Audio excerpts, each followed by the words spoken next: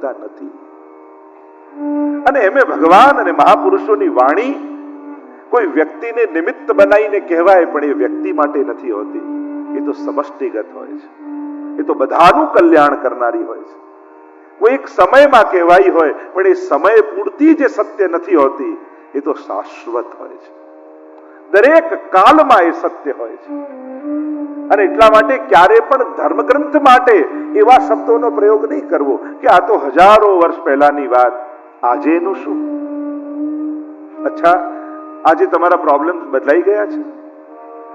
શું હવે ક્રોધ નથી થતો? શું હવે ઈર્ષા નથી આવતી? શું હવે લોભ મટી ગયો છે? શું હવે દ્વેષ જતો રહ્યો છે? રૂપો બદલાયા છે, બીમારી તો એની એ જ છે. અને જો બીમારી એ જ છે તો દવા પણ એ જ લેવી પડશે. આ તો શાશ્વત રોગો છે. અને એટલા માટે આ શાશ્વત ઔષધિ છે. ધર્મ ગ્રંથો ક્યારે પણ સમય કાલમાં બાધિત નથી હોતા. અને જે ત્રિકાલા બાધિત હોય એને જ સત્ય કહેવાય. શું એમ કહી શકાય કે ભગવાન હતા? એ તો આજે છે. એ તો ત્રિકાલા બાધિત છે. અને એટલા માટે શ્રીમદ ભગવદ ગીતા એ કેવલ કોઈ એક વ્યક્તિ માટે, કોઈ એક સ્થાનમાં, કોઈ એક પ્રસંગે કહેવાયેલો કોઈ સંવાદ નથી.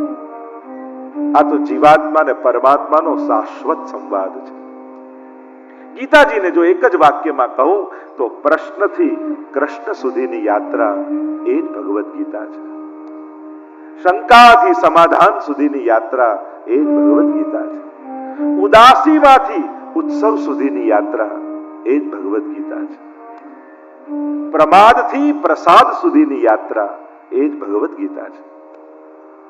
અનેક પ્રકારની ઉદાસીનતા, આ વિષાદ યોગ કેવલ અર્જુનનો થોડી છે. અને એમાં પણ આ કોરોના કાળમાં તો કેટલા પ્રકારના વિષાદ જીવનમાં આવ્યા છે. અને આજે પણ ઘણા એના પ્રભાવ હેઠળ છે સમાજ. એ વિષાદમાંથી પ્રસાદ તરફ જવું હોય તો શ્રેષ્ઠતમ ઔષધિ એ આ ભગવદ ગીતા છે.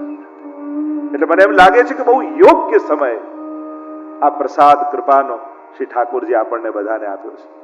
હું તો નિમિત્ત બનીશ, મનોરથી પરિવાર તો નિમિત્ત બનશે. નક્કી તો ભગવાને કર્યું હોય છે.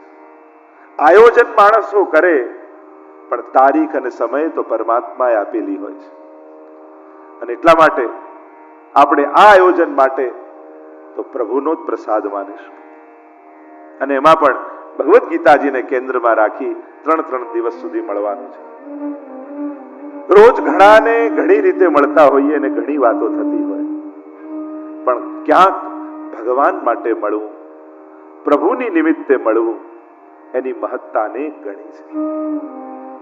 સત્સંગ એક એવું સર્જન છે. સત્સંગની ક્ષણો શાસ્ત્રોમાં દુર્લભ માનવામાં આવે. નારદજી પણ ભક્તિ સૂત્રમાં કહ્યું છે, મહત સંગસ્તુ દુર્લભો અગમ્ય અમોઘશ્ચ. આ તો અમોઘ હોય છે. જો ઘણીવાર બધી કથાઓ, પ્રસંગો અને શ્લોકો યાદ ભલે ન રહે, પણ સત્સંગ સભામાં બેસીને જે ભાવનાની ઉર્મિઓ પ્રગટી હોય ને, એ તો જીવનું કલ્યાણ કરી દેતી હોય છે. એ તો શાશ્વત હોય છે. જ્યારે જ્યારે ક્ષણોને યાદ કરીએ ત્યારે કંઈક અલૌકિક આનંદનો સ્પર્શ હૃદયને થતો હોય છે. અને એટલા માટે એવા ટેન્શન જોડે સાથે પણ ન બેસતા કે આ બધું યાદ રહેશે કે નહીં. યાદ કરવું નથી. જો એક શિક્ષક વિદ્યાર્થીને ભણાવે અને વિદ્યાર્થી પેલા ચિંતા સાથે બેઠો હોય કે યાદ રાખવાનું છે, આપણે એ રીતે નથી બેસવું. આપણે તો બસ ભગવાન બોલતા હોય અને એમના શબ્દો મારા રોમ રોમને સ્પર્શી રહ્યા છે. એક લોઢાને પારસમણી સ્પર્શ થતું હોય, લોઢાને પારસમણી સ્પર્શ થતું, પછી કરજો, પછી લોઢાને પારસમણી સ્પર્શે અને એનું કણે કણ સોનું બની જાય. એમ જ આ સત્સંગનો સ્પર્શ આપણી જાત સાથે થવા દઈશું.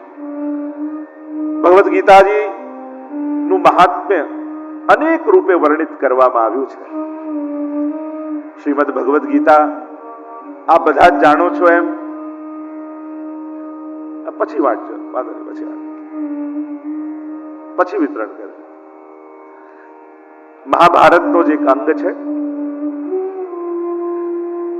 શ્રી મહાભારતમાં આ બધા જ જાણો છો એમ